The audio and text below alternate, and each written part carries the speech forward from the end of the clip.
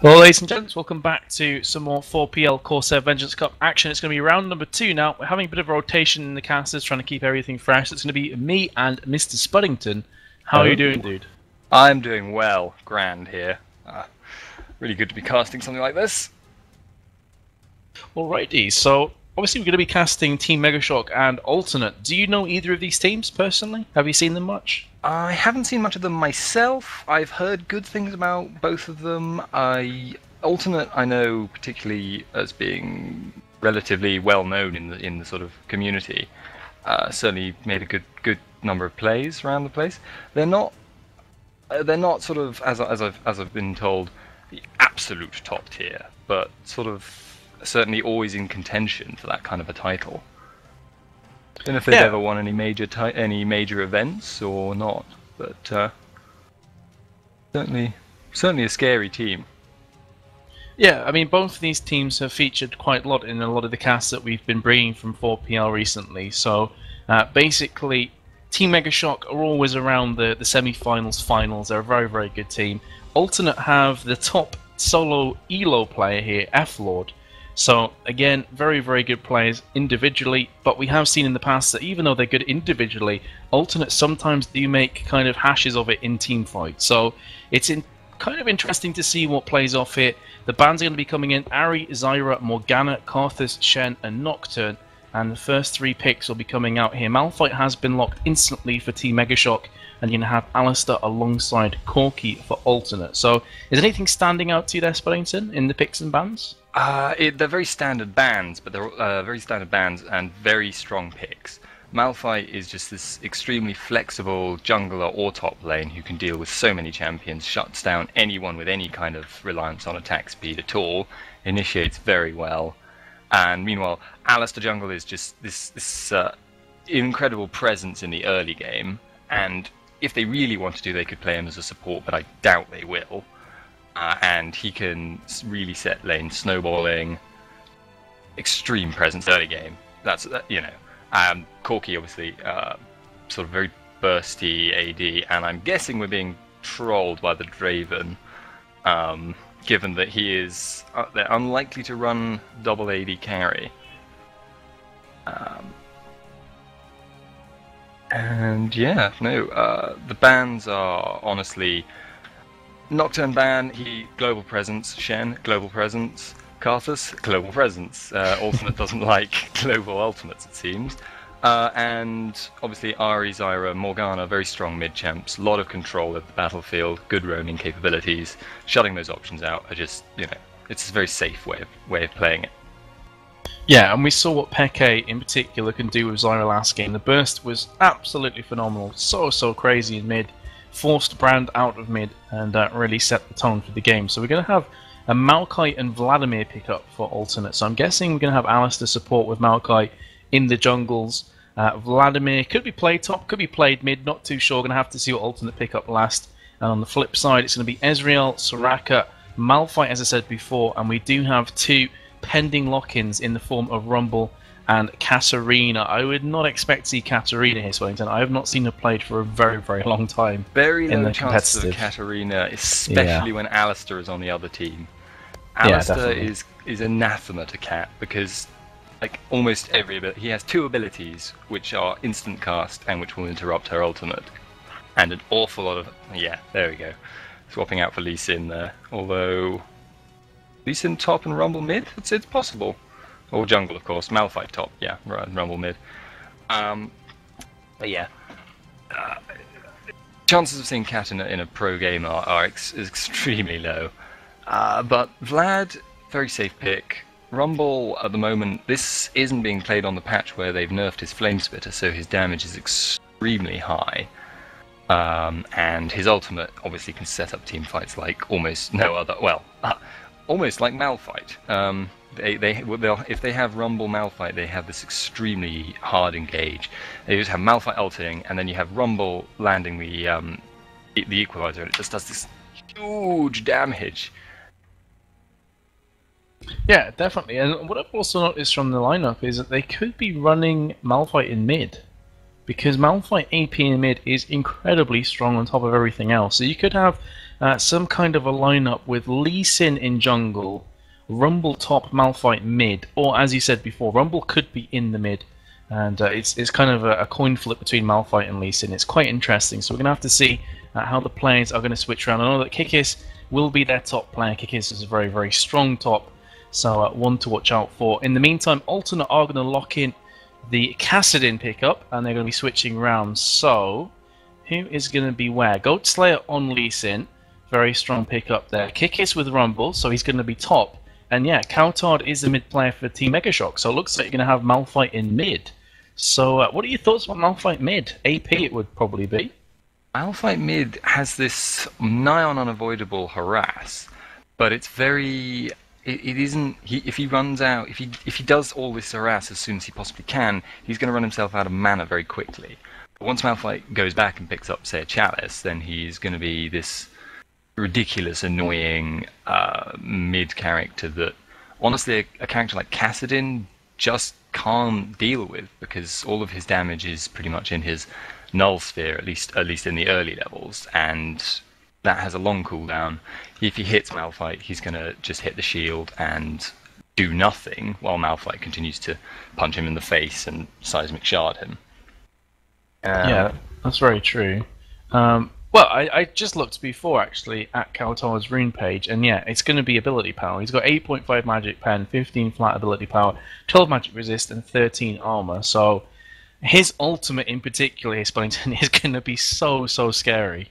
Oh, it's a 1-to-1 ratio, isn't it? Yeah. In that significant AoE, and yeah, that is going to hurt like a monster.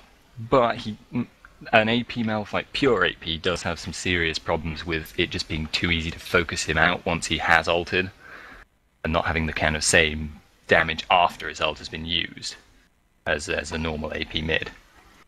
That's very true. After you've blown his abilities, he's basically just going to lurk around.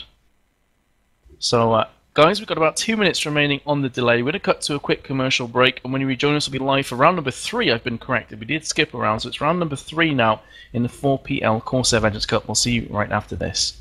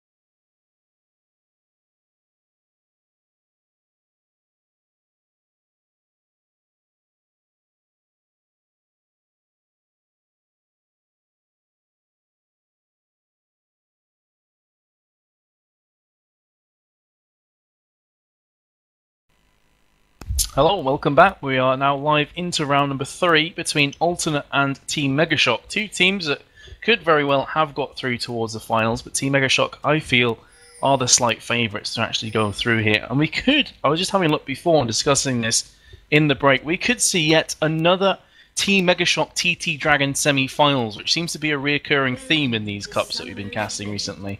But I'm at this, joined by Spuddington once again. How you doing, dude? And what are your thoughts about this game going into it? I'm doing very well, and I'm thinking actually quite a lot of how this game is going to pan out, at least in terms of the lane, is going to depend on whether Alternate pull a sneaky lane swap. Hold that thought for a second, because Bachi just had to pop Ghost and a pot to get away from Rumble and Soraka there. Yeah, because Malphite and Kassadin, I'd say, versus Kassadin in mid lane, which is what it's looking like Team Megashark want, is probably going to go in Malphite's favour. Malphite is going to be able to tank any harass from Kassadin and bully him out quite easily by just walking up to him and punching him in the face and seismic shards and whatnot. But Vlad versus him normally actually goes in Vlad's favour. And I think Vlad versus Rumble will normally go in Rumble's favour. So what Team Megashark will want is Rumble versus Vlad, Malphite versus Kassadin, and it's looking like they're not going to be pulling any lane swaps at all at this rate. But I think they could have actually swapped it around and done quite well out of the exchange. Doesn't look like that's happening. So yeah, it definitely looks like it's going to favour up, as you said, with Rumble and Vladimir facing off at top, Kassadin, Malphite in the mid. Both junglers are starting off. Lee Sin on red, and of course you're going to have blue being picked up there for Maokai. So fairly standard stuff overall. Bot lane's going to be Ezreal and Soraka facing off against Alistair and Corki. So interesting lanes, I should say, coming up all over the map. But yeah, I think that Malphite is going to be able to absorb a lot of the damage that Kassadin puts out, and then it's just a case of spamming down those Qs. But as you said before, Malphite's mana pool, with ability power in particular, isn't the greatest, so he's going to have to go back relatively shortly to get that Chalice of Harmony, as you said, and that could give Kassadin a chance. But already you can see the damage that Malphite is doing onto Kassadin. That's just a couple seismic shards. well, a large part of his damage as well, that I didn't consider before when I said that, was that Malphite is melee and so is Kassadin. Kassadin wants to farm with anything other than his Q. He's going to have to get into melee range, and like Malphite versus Kassadin in a straight punched fight is Malphite's favouring. Given that he has huge armor by default. But, you know, Everlord is going to be playing it passive and trying to take as little damage as possible, because once he gets out of the laning phase, well, once he hits level 6 he's much stronger, but, okay. Vlad just got ganked by Lee Sin and died very, very quickly to the Flame Spitter and Electro Harpoon from Kikis, which is, so fast I didn't even see it, speaking of which. Yeah, mid went down, courtesy of a gank from Maokai. So nice stuff. Here comes Lee Sin on towards F-Lord. Kassadin taking lots of damage. Red buff of Ghostslayer doing quite a nice amount. Needs to be careful because here comes the Twisted Advance and the Arcane Smash from Unzo. Can they actually pick up this kill on towards Ghostslayer? Yes, they will. Maokai comes in with the last hit, and in the meantime, bot lane we have one kill going down. Can they pick up the second from Corki on towards Soraka? Soraka is so slow, trying to run away, could be going down. Flash comes in from Corki, and the flash from Soraka, and could be finished off from the minions. Going to be so close. About 10 HP remaining on Corki, and we've had an explosion of action here, Spuddington, all over the map. Like mid, top, and bot all together. Yeah, what this is they've realised that these lanes will... What the hell is going on, dude? 6 kills after 4.5 minutes. And it could actually be a 7th here. Because you're going to have Unzo running into Kautar. Kautar's trying his best to escape, and Ghostslayer is going to tank that sapling very nicely for his teammate, running back on towards Maokai. But, I mean, this has just been all-out aggression from both teams right from the get-go, and the kills are being spread over the map nicely. So after this start, which team do you think this favours, or is it a case that it's just still a coin flip? I'd say probably Alternate has the better late game scaling team here. They have the individual characters that will scale better, But in terms of composition, I'd actually give Mega Shark the better late game, in that they have this hard engage combo, this AoE on Ezreal, on Malphite, on Rumble. Whereas Alternate have some AoE, they have Vlad and they have Corki, I guess. But Kassadin is more about kind of picking off one individual, and Maokai will do a lot to mitigate, actually, the Team Mega Shark composition, thinking about it. Because he has that ultimate which reduces damage within the circle. And meanwhile, yeah. I'm trying to think who really scales better between Corki and Ezreal into late game, but I'd say it's pretty much a toss-up. Corki and Ezreal are both these kind of bursty... Hang on. Right, Maokai was having a look at top there, but he didn't really do anything with it. Yeah, I've smashed the bot lane as well. Alistair actually headbutted and pulverized onto Corki, but they need to be careful because here comes Lee Sin from the jungles. And with the safeguard can quickly close the gap here. That's exactly what he's going to do. Lands a Q as well on towards Alistair. Alistair's going to go down. Can they pick up the second kill on towards Corki? Answer is a resounding no, who gets himself back towards that tower. And I agree. I think Corki and Ezreal are pretty damn even when it comes to scaling, Splittington. You know, it's down to those items. And will both go for Trinity Force? I'm not entirely sure, but it's definitely an option. Meanwhile, in mid, though, we see both junglers snaking their way down. There was a ward down from the blue team, so they know exactly where Maokai is. Can they bait this one off to perfection? Cowtard is on about 50% HP or thereabouts. They do not have a clue that Goat Slayer is in this bush. So, if Malphite plays want to bait it, though. Will they actually win if it comes to that fight? It's going to be interesting. I think it's going to be very, very close, but Maokai seems to say, okay, screw this. I don't really want to wait around in mid too much longer. I'm just going to pull back to my raid. So, looks like when you have the answer taken for us. And meanwhile, at top lane, Vladimir should be going down from Rumble. Indeed, he will. So Rumble is having a really good time at top. 3 for 0 already. And now we're going to have some action here. And here comes Malphite on towards Kassadin, picks up the kill. Maokai will be jumping on towards Malphite. Does pick up that one himself. And now it's down to the two junglers. Lee Sin against Maokai. Maokai with pretty much no mana, though. He's going to be in all kinds of troubles here. Safeguard from Lee Sin, trying to close the gap. Does he have enough damage to pick up the kill, though? It's going to be very, very close. Uses the E. Can he get the kill? Oh. No, he can't. And Maokai survives with the lucky level up. Was that actually level up, or did he literally just get it back? Like, he saved himself with his passive at the end there. Oh my god. The per spell cards, Maokai gets like an on-hit heal for, I think, 7% of his max HP. Got it just at the last second, because Lee Sin is such a spammy character on his abilities, just uses it every now and then he just punched him and saved his life in the process. Oh man, that was clever. Touch and go, to say the least. That was skin of the teeth stuff there from Maokai. So he can count his lucky stars in that occurrence. But as you say, you know, the passive came in. I thought it was a level up, just purely on how quickly the health went back up again. But as soon as you said, oh, it was a passive, I was like, oh yeah, I see how it goes. So he's going to be giving Kassadin the blue buff, it would seem. And in the meantime, surprise, surprise, Lee Sin will be giving Malphite the blue buff. So, fairly even coming back into this one. Maokai's 3-0-1, just noticed those statistics. So, he's doing nicely for his team, but he's not exactly renowned for his damage mid to late game, though. So, it's one to watch out for.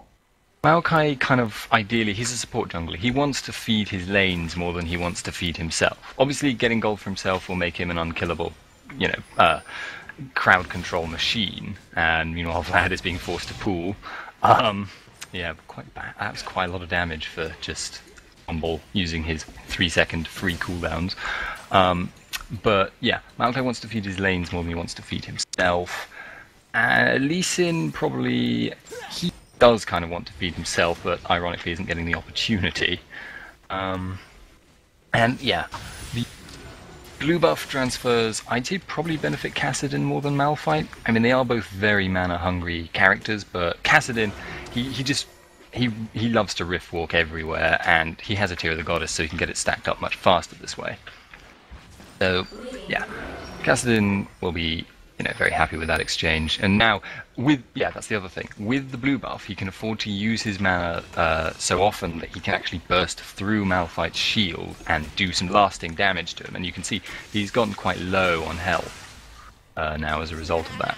It also makes him ungankable because Riftwalk, whenever anyone gets anywhere near him. It looks like they're going to try and even up the odds at top lane, because Vladimir is currently 2 levels behind. But there are 2 players coming up here. He has gone into the danger zone as well, so he's not going to be able to spam any of those abilities while that silence is in effect, and he's going to go down very, very quickly. Tries to return the favour onto Vladimir with the Ignite, but Sanguine Pool is going to save Vladimir, pulling back to the tower, and they are going to get their man eventually. But by doing so, Drake is now going to be attempted from Team Megashock. This is very, very smart. They knew 3 players were at top. They knew they'd be out of position, I should say, for quite some time, and they are going to just go ahead and pick up the dragon. So really nice, quick reactions from Team Megashock. A kill for a dragon, definitely worth it.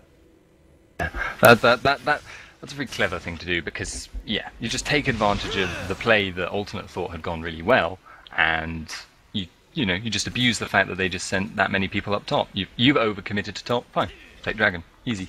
What, you know, 1 kill for how much gold from dragon? The dragon vastly outweighs it. I don't know how much by. I think usually it's reckoned to be about twice as much. You know, if you lose 2 kills taking dragon, you're about even. So yeah, Megashock will be very happy about that. Clever play indeed. Yeah, and that's reflecting the gold as well, because it's 6 for 6, but 15.2 to 13.8. So again, that play was really, really nice from Team Megashock. They instantly reacted. As soon as they saw that 3 players were top, they just pushed on Drake all together. Lee Sin didn't even bother to try and push up. Malphite has to be really careful here, because it looks like it could be a free kill on Kassadin, but there's Maokai from the side. Arcane Smash just at advance is being forced to flash away, but Kassadin comes in to pick up the kill. And there we go, the burst damage very, very high. Rumble is going to get his revenge after all, though. He's like, okay, 3v1, he killed me, 1v1, I'm just going to completely destroy you, though. And he moves on to a 4-1 scoreline, so he is looking very strong at top. 79 creep score to 42. Very, very one-sided at top lane. Rumble just has this extreme pressure that Vlad can't seem to keep up with. If Vlad can't sustain through your damage, he's going to have real problems. And Malco just ignored that ward he just walked past. I guess he wants to catch the creeps at the tower. A lot of sense. A bit later, he knows it's there. Yeah, he's going back for it now. As he just said, there you go with the Oracle. Wanted to make sure he got those creeps, and he's going to take down the ward in Tribush. So Oracle on Maokai. Does Lee Sin have one? The answer is a no. And obviously ward coverage right now has to be favouring the purple team slightly. But if you have a quick look on the map, there are plenty of wards still up, because Maokai hasn't moved his way down towards bot lane just yet. Plus the fact, probably not a great deal of point, he knows that Dragon is down, so it doesn't need to really pressure bot too much for now. Normally a jungler is going to pressure bot, try and pick up a kill, then go for Dragon straight afterwards at this kind of stage of the game. With Dragon down, it really does take out one of those kind of factors in the equation. Maokai may be going to try and opt for mid a tiny bit more and take Malphite down a peg or 2. Meanwhile, look at Vlad again. Oh god. You have to feel kind of sorry for him, because there's very little that he can do at this point. The only thing that his team can do is exactly what Maokai is trying to pick up here, and that's a kill. Trying their best to alleviate this problem. Equalizer has been used, but it's not going to save him, and Kassadin of all people comes in to claim the kill. So actually, that's not too bad from Alternate. Kassadin picking up the kills now, has 3 kills, 3 assists. He's getting quite dangerous, he's getting quite scary, and the burst damage is just going to rise higher and higher. And characters like Ezreal will not take too much damage to go down quickly. But Team Megashark have taken advantage of the commitment up top again, and they've gone and stolen Kassadin's blue. Yeah. And without blue, Kassadin becomes a lot less scary, because he obviously runs himself out of mana with the Riftwalk stacks. That's very true. They've also managed to pop off the ultimate from Alistair, but Lee Sin is going down from Corki. Ignite was used. In the meantime, Kassadin takes a lot of damage from Malphite. Does Rift walk back? And again, maybe not the greatest of ideas, because it's really an unstoppable force through the wall, courtesy of Malphite. Vegetable Maelstrom is up, it's going to negate lots and lots of damage right now. Corki is trying his best to escape, but he's also going to fall victim to Malphite and forcing the flash from Maokai back towards the tower. So really interesting team fight, going 1 for 2 in exchange, and definitely advantageous for Team Megashock. A Malphite with a blue, as he said before, taking that away from Kassadin is going to be a real handful in mid. And it's actually a funny little synergy I just thought about with Soraka Malphite, is that Soraka has this huge armor buff on her heal. She has, what, plus Yeah, plus 105 armor, and Malphite actually has an armor scaling damage ability. Thinking about it, in that team fight, he did actually get healed, and that must have increased his damage output on his ground slam by quite a significant amount. Although Malphite is he looking to gank top or gank Maokai? Yeah, Maybe. But bit of column A, bit in column B. In fact, he has came across Maokai, but not too sure that he wants to be in this situation because it's going to be a 2 versus 3. Here comes Kassadin, here comes Vladimir. They are going to try and pick up a kill onto Kassadin here before anybody else goes down. Rumble with a flame spitter could very well pick up this kill. Yes, he will. He is so strong at this point. And even though it was a 3 versus 2 situation, it did not matter in the slightest. So Kassadin goes down once again, and Rumble on a 6 for 2 scoreline. Vladimir is 3 levels behind, and also on top of that 57 creep score behind. It's just, what can you say about that? It's just incredibly one-sided. That is what? Wow, he's nearly 3,000 gold behind. If I'm reading the thing right. That is so much between them. He you know, in absolutely no capability can he possibly match Rumble. He does not have the damage, he does not have the sustain, he does not have the tankiness, and he does not have any crowd control. You know, Rumble right now is just laughing. He can willingly 2v1 here because Kassadin, yes, he can silence him, but can he kill him? Well, probably with Vlad's help. Knight's been popped down. The ghost from Vladimir as well, so they're going to try and pick this one up, but there's an equalizer. Sanguine Pool was forced from Rumble. It should be able to pick up this kill. Indeed they will, but it was a 1v2, and an Ignite was popped on top of that. So Rumble's still doing a lot of damage. Drake has respawned, and there you go. It's going to be taken down. So again, it's a kill for a Drake. And TMsK are just fine with this. Beautiful play, the prediction there from Malphite as to where Valkyrie was going to land was sensational. Did manage to land it there. Corki tries his best to escape with the Valkyrie. And the kick from Lee Sin not quite managing to land onto Corki, so pushing him back towards his tower. But still, as I said before, it's a Drake for a kill, and TMsK are going to be just fine with that. TMsK are just taking really clever advantage of the the out of position nature of Kassadin there. I mean, he had to go out of position. Vlad was just pushing. Vlad was just getting pushed down by Rumble, and he would have just gotten worse and worse and worse and worse and worse. But if they were caught between a rock and a hard place, because if they did do that, they'd lost Dragon. So it was top tower get even worse and Vlad get even worse, or lose Dragon. And that's not a situation you want to be in. So you kind of have to try and time your ganks onto Rumble when Dragon is not a factor, and when Baron and none of the buffs are a factor either, and when none of the towers can be pushed down. There's always an objective, though. That's the problem. There's always a plate that you've got to keep spinning.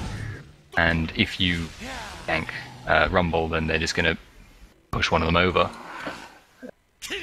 Not ideal. Yeah, I mean, as you said before as well, the goal difference between Vladimir and Rumble is just astronomical. I mean, Rumble is over 7k, Vladimir on about 3.6k. After 18 minutes 40 seconds, that is just huge amounts of difference. So at this stage, Rumble can go back towards top lane and can just keep farming. He can keep pushing that tower down, which is how much HP does it have? 1,524 out of 2,500. So it's been fairly weakened. Meanwhile, at bot lane, Etnex is going to be going on towards Fish. He's such a strong Ezreal player. Does miss the Q, but lands the auto attack afterwards. That's going to be enough to pick up the kill and moves himself onto a killing spree. Mid lane, Kassadin is on fairly low HP, and Malphite once again with blue buff is going to be very scary. In the meantime, though, Kassadin coming over towards his blue buff. So both mid players should have the blue. There we go. Yes, he has picked that one up. But again, we've been mentioning this a couple of times on the internet. Even though the scoreline is 12-10, the goal difference is 6.4k overall. That's pretty huge at this point in the game.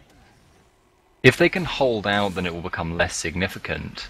And they probably do have the better late scaling team, as we've said. But at the moment, there's just such an advantage, and TMsK are going to take advantage of that. They're going to push down towers. They are going to take objectives. There is, and honestly, if you look at it, it's 3v3 there, but I'm not. No, it's 3v4, but they have a tower, but they don't really dare stop them poking it down. Well, Rumble just 1v2'd at top. You were saying before, it's getting towards that stage where he can 1v2. Ignite Equalizer alongside a Flame Splitter was more than enough to take down Kassadin. In mid, Etnex is going to go on the Rampage. Corki more than likely going to take the second kill onto Alistair. Unbreakable will has been popped off. Yes, it will be a double kill. And now chasing after Maokai, I should say. But he should be able to escape. But the damage has been done. Rumble's pushing top. The rest of their team are pushing mid. Rumble at this point is 8 for 3, has a Riley's Crystal Scepter and a Hextech Revolver alongside 1,560 gold in his back pocket. He's going to be getting very, very scary. In fact, he's already scary. He's going to be getting terrifying very shortly. And it's going to take 2 or 3 players just to take Rumble out of the equation. That's going to allow Israel to just do whatever he wants at the side of the fight. He's going to get Deathfire Grasp soon, I think, from the Cage's lucky pick. He might just go straight for Rabadons. Yeah, he's got a needlessly large rod. He's going for Rabadons. If he finishes his Rabadons, his AP is going to jump through the roof, and accompanying it, his damage, which will be just monstrous. If he's 2v1ing now, he'll be 3v1ing then. You know, just so deadly like that. Because his main damage source is AoE, and so is his ultimate. So you can either say, right, I'm disengaging and ult them and shield and run, or he can say, right, I'm just going to fight, Flame Spitter and hit everybody, and the Electric Harpoon separately, both of them, but to kind of hold them in place. And yeah, TMsK pushing down mid. Look at Kassadin, he's taking so much damage. Equalizer has been used once again. Rumble's just going to be chasing after him, and well, the hero Alistair comes to the saviour of Kassadin and pushing away Rumble, but is it going to be enough? Alistair goes down, now chasing afterwards Kassadin. Kassadin's going to drop as well, courtesy of Malphite, and now the attention has been changed on towards Vladimir, who's being forced to push himself back. That's an inhib tower that has been taken down, of course, and a very vulnerable inhib is going to follow suit very, very shortly. And it's just, there's not too much more you can say, Spoington. It's very, very one-sided. It's pretty much game, set, and match already. Yeah, I'm afraid Alternate managed to engineer the situation where both of their solo lanes were probably going to lose, which really was not a good situation to be in. In essence, they got outpicked in that regard, but they could probably have done something about it, and they tried to by using their jungler to apply pressure, but the thing was, their opponent's jungler then applied just as much pressure back and basically reset it back to wherever it was before. And yeah, by default, Malphite is going to be Kassadin, and Rumble is going to just destroy Vlad. He is on a complete mission here. That's 2 kills. Can he get the 3rd? Yes, he can. I believe that's a triple kill for Rumble. In fact, no, it was a double kill. I lie. And there's a surrender vote. Yeah. Yeah, 12, 3 and 2 Rumble. Ooh. That's smarts. And he also had like 1,800 gold or thereabouts to spend as well. So it's, yeah, it was crazy. Kikis at top, so strong. Vladimir, I don't even think it was a case that he played poorly. It's just Rumble completely countered him, completely destroyed him in every single way possible. And it's one of those snowball-y kind of lanes. Rumble, as soon as he gets a couple kills ahead, he becomes a complete juggernaut. You really can't take him down unless there's a lot of intervention from the jungle. Maokai tried his best, but there's only so many times you can gank top without the rest of your team needing help as well. And therefore, you know, Rumble needed so much attention at top that by Maokai focusing a lot at top, as we said before, both Drakes went to TMsK. So Rumble may have been dying, but they were getting lots of global gold courtesy of Drake. They were completely happy with that exchange. Just really well played overall, I think, and the better team won for sure. Yeah. So, ladies and gents, I believe I've been told on Skype that we have our next game lined up. It's going to be against All Authority. Didn't even realize that they were in this tournament. A very, very strong team, goes without saying. And they're going to be facing off against TMsK. So we will have those 2 teams battling it out very, very shortly for you. Just going to wait on the invites, and as soon as we get them, we'll be live. So stay tuned. We'll be right back after this short commercial break.